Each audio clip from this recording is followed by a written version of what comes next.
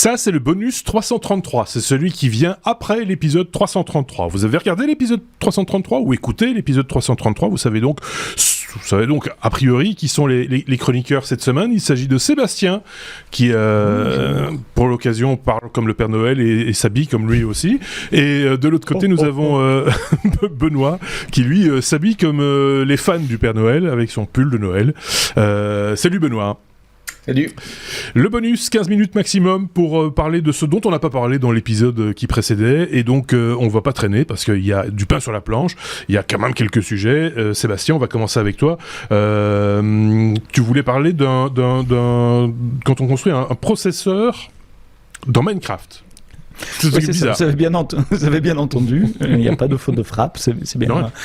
Minecraft est Turing complet. Alors, un processeur, c'est quoi ? C'est jamais, et ça fait un lien avec l'épisode 333. Donc, si vous l'avez pas encore écouté, l'épisode de la semaine passée, allez l'écouter après le bonus, parce que les deux se tiennent.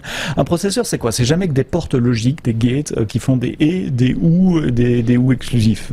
Alors, sur base de ça, on met quelques registres, quelques capacités de mémoire, et à partir de ces opérations logiques de base, il y a moyen de faire des additions, des soustractions, des multiplications.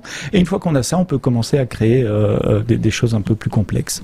Il se trouve qu'avec Minecraft, on peut assembler des blocs qui se comportent comme des portes et ou, etc. Et on peut pousser des informations à travers ces portes pour avoir le résultat d'un et, d'un ou logique ou d'un ou exclusif. Et donc, il y a des gens qui ont beaucoup de temps, qui ont commencé à concevoir un processeur en Minecraft. Donc ils ont construit un univers Minecraft qui est un processeur avec des registres, des accumulateurs, un pointeur d'instruction, les portes logiques et tout le langage machine, j'ai envie de dire assembleur qui va avec. Et ce processeur est fonctionnel. Donc il y a moyen dans Minecraft de concevoir un circuit électronique, ce qui est un super exercice d'ailleurs pour apprendre comment fonctionne un processeur. Si vous êtes étudiant et que vous apprenez comment fonctionne un processeur, c'est un très bon moyen de le faire. Cadencé à 1 MHz, si je me souviens bien.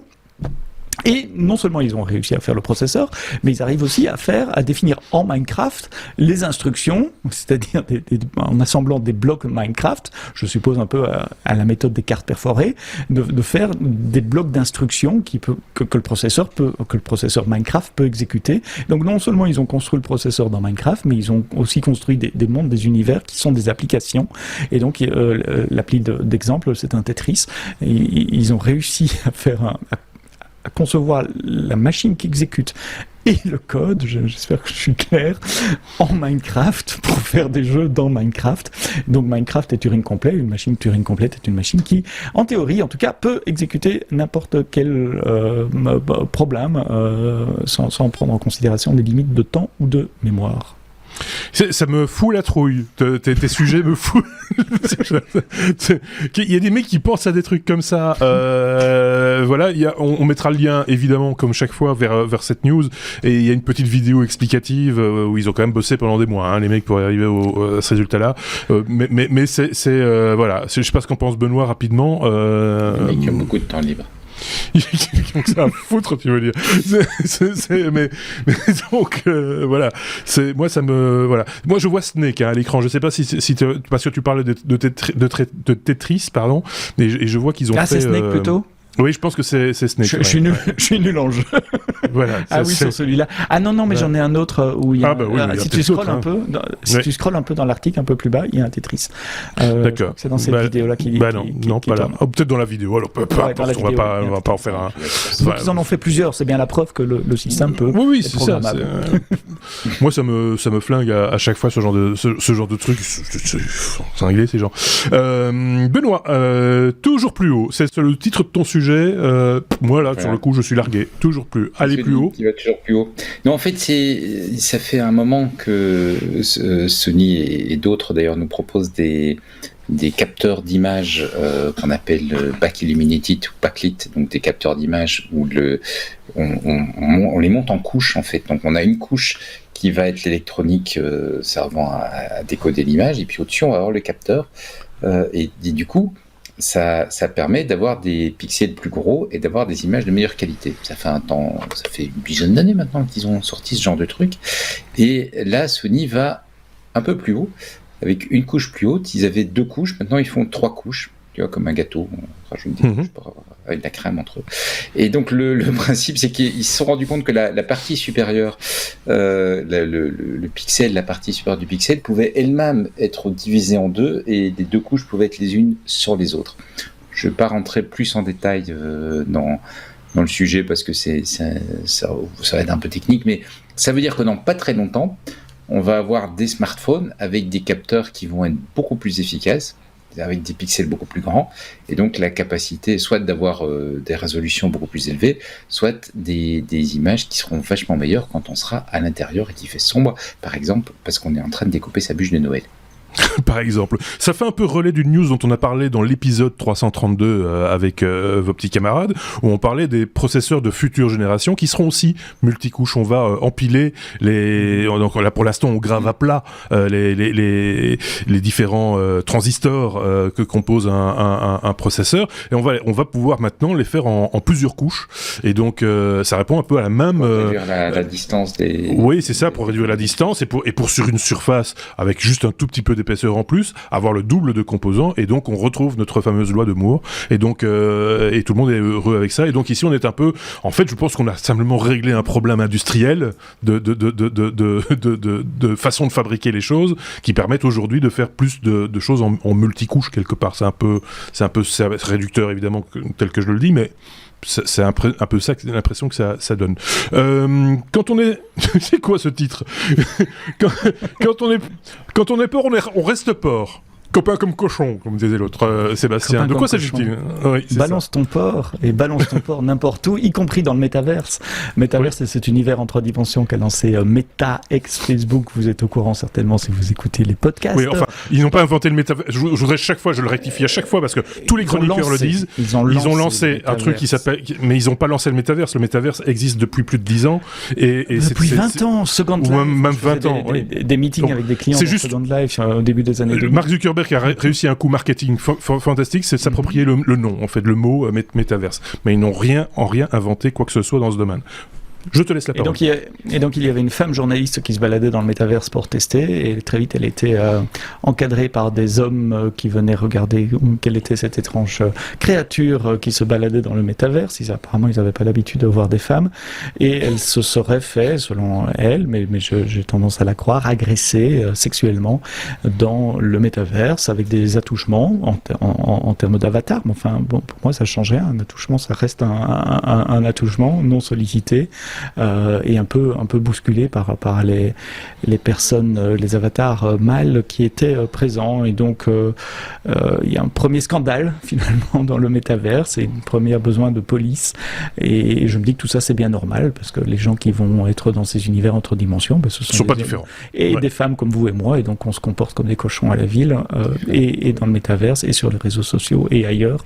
Donc il n'y a aucune raison que ça change. Au contraire, l'anonymat et le fait d'être derrière son écran d'ordinateur peut même encourager des comportements qu'on n'aurait pas si on était en rue. Benoît voulait dire quelque chose, il avait commencé une syllabe. J'étais surpris quand il a dit « et des femmes comme vous et moi », mais enfin bon. Oui, enfin on va pas commencer. J'ai dit des hommes et des femmes comme vous et moi. Yel dit ce qu'il veut. Donc Sébastien, j'aime bien ce titre. Quand on est porc, on reste porc. Voilà, ça me paraît assez logique. Référence à Balance ton porc.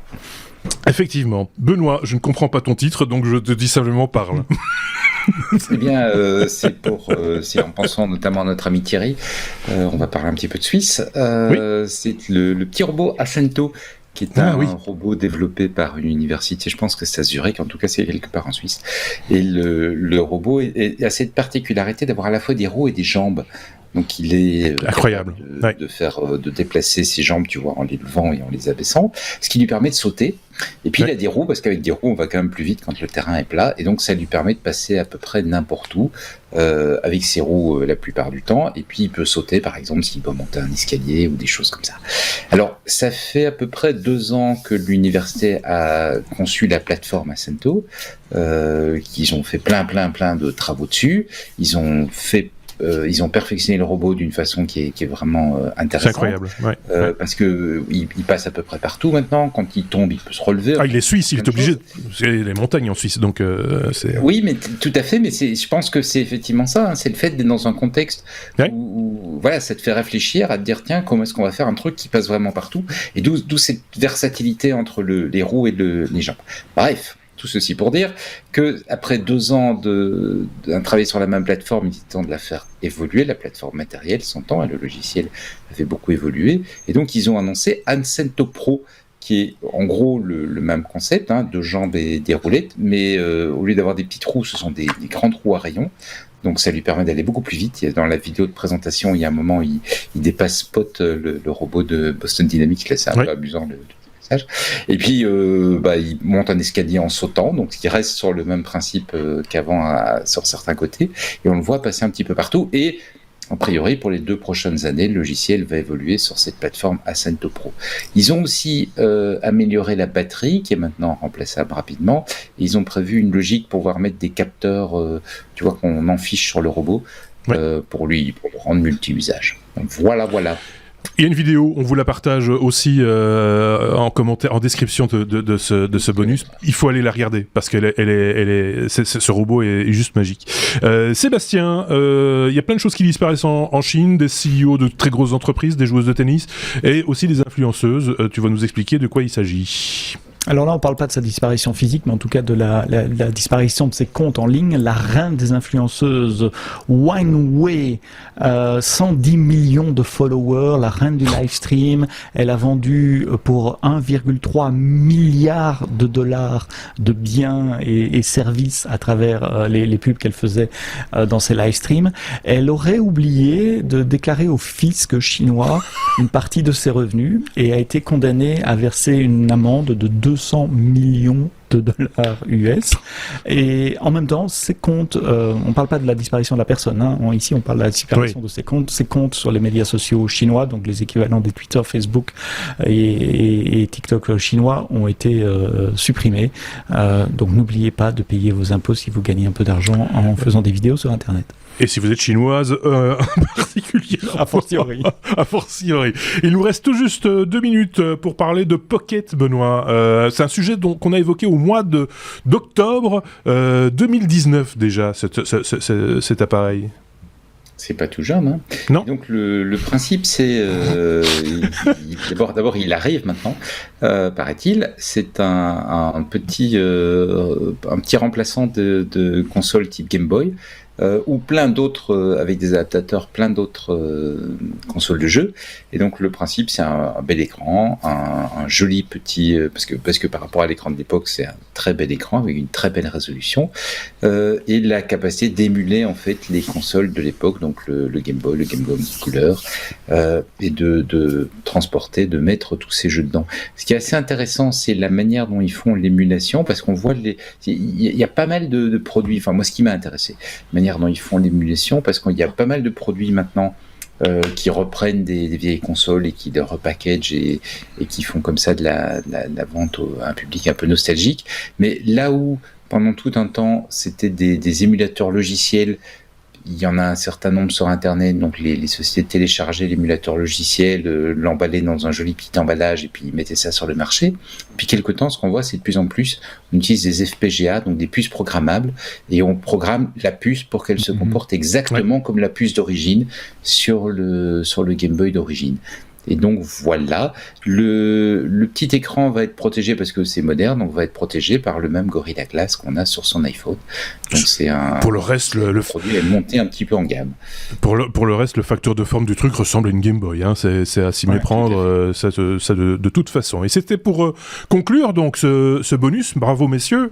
15 minutes, même pas 15 minutes, pour nous parler de ces sujets dont on n'avait pas évoqué l'existence dans l'épisode habituel. C'est le principe du bonus. On se retrouve très bientôt pour un nouvel épisode, bien sûr.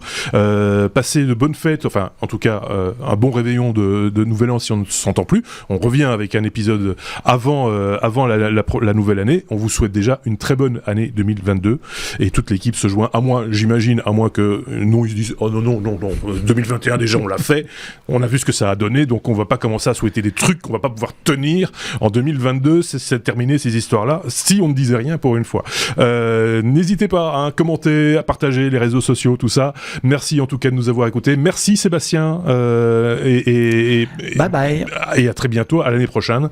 Ainsi qu'à Benoît, à l'année prochaine. Et bonne année à tous. Prenez soin de vous. Prenez soin des autres également. Salut.